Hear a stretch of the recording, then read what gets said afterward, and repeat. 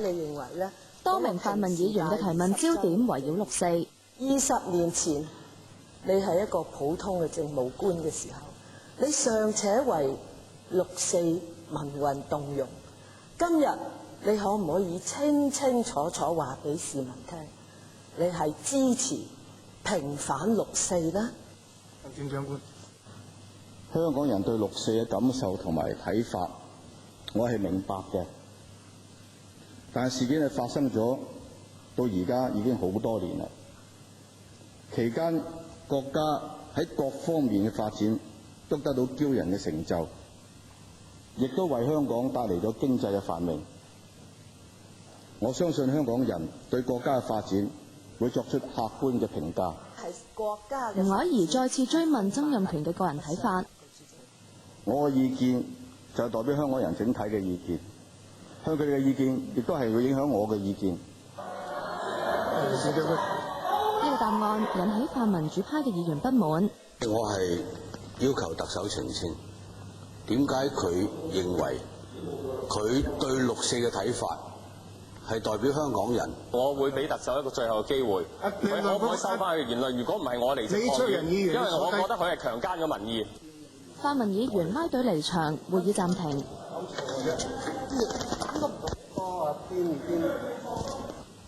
我宣布暫停會議。曾蔭權話言論引起誤解，佢感到抱歉。我好唔好意思，頭先取咗咁多議員就發生激動，係唔尊重每個別嘅議員對呢件事嘅係持不同嘅態度，所以如果有誤解嘅話咧，我好抱歉。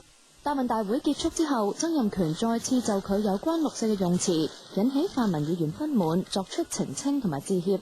我剛才喺議會裏邊講，我嘅意見代表香港人嘅整體意見，的確係用詞有問題嘅，呢並非係我心裏邊所講嘅意思。我絕對係無意認為我嘅意見能夠代表所有香港人嘅意見。如果有人對我頭先所講嘅發言係產生誤解嘅話咧，我願意為此致歉嘅。唔該晒。亞洲電視記者吳安琪報導。同吳安琪傾下先 ，Angel 啊，曾蔭權就解釋咗佢嘅言論啦，議員又接唔接受咧？係Simona，咁曾蔭權呢就住六四睇法，其實議員呢都好唔贊成㗎。咁泛民議員呢仲開記者會以示不滿。21個泛民主派嘅議員啦，佢哋喺立法會答問大會中途拉隊離場之後，就去到立法會另一間房呢，就開記者會。佢哋都舉起標語，又叫口號，認為曾蔭權喺六四嘅問題上唔能夠代表所有香港人嘅意見，要求曾蔭權收翻言論㗎。咁泛民就表示佢哋會喺6月4號繼續紀念六四嘅燭光晚會，仲邀請曾蔭權一齊出席。報道係咁多啦，交翻俾兩位。唔該晒袁安琪。而喺六四事件20週年嘅前夕，英國一間出版社即將出版已故中共前總書記趙紫陽嘅回憶錄，披露趙紫陽被軟禁期間對六四事件嘅反思。佢形容事件係悲劇，又強調唔會做指揮軍隊鎮壓學生嘅總書記。葉劍豪報道。即將出版嘅趙紫陽回憶錄名為《Prisoner of the State》，意譯為國家嘅囚徒。書嘅序言由哈佛大學政治學教授、中國問題專家麥克法爾撰寫。書中趙紫陽表示，1989年6月3號深夜開始喺家中後院聽到密集嘅槍聲之後，就預料到一場震驚世界嘅悲劇將會無可避免咁樣發生。又指自己無論如何都唔會做指揮軍隊鎮壓學生嘅總書記。趙紫陽又表示，89民運當中，多數人只係要求中央糾正施政嘅失誤，而並非想推翻政府。談到同已故領導人鄧小平嘅關係，趙紫陽表示，鄧小平經常好強調自己喺黨裏邊嘅作用，佢認為鄧小平所講嘅民主流於空泛。趙紫陽又讚揚西方嘅議會民主制度，指出要解決中國嘅問題要循序漸進，但係要不斷邁向民主。又相信中共要嚴肅考慮民主化問題。新書總共節錄咗趙紫陽喺被軟禁期間長達30小時嘅秘密獨白。路透社報道，錄音聲帶由3個人分批偷運出境，由佢當時秘書鮑彤個仔鮑樸同埋太太翻譯成英文出版。而鮑彤喺北京接受路透社訪問，親耳聽過呢批錄音帶，認定聲帶中嘅人係趙紫陽。白同相信趙紫陽嘅回憶錄有助當代領導人反思黨嘅基本生存問題，但相信唔會因此引起黨內嘅分裂。亞洲電視記者嚴劍豪報道。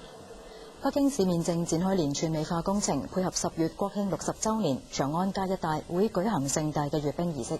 係啊，為咗擴闊路面啦，多條過百年歷史嘅胡同咧將要拆卸㗎。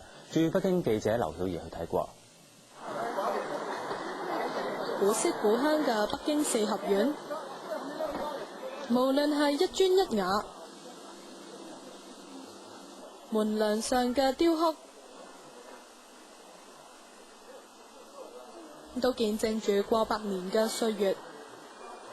呢一座四合院叫做寶月樓，清朝乾隆皇帝迎娶嘅新疆貴族香妃就係住喺呢度，如今已經重門深鎖。擔張凳仔捉下棋，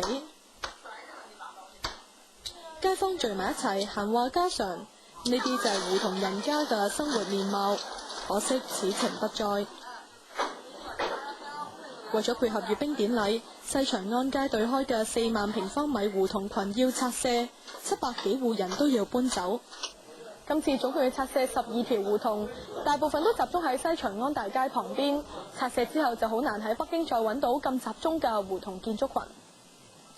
有唔少人專程翻嚟拍低美好嘅回憶，懷念昔日嘅情景。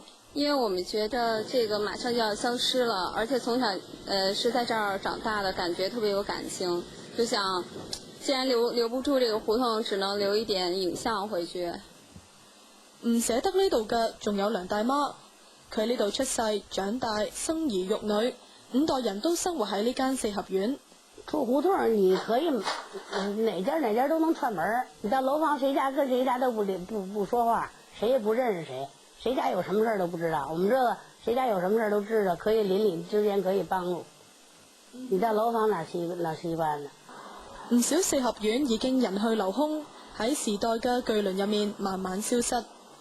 亞洲電視駐北京記者劉曉儀報道。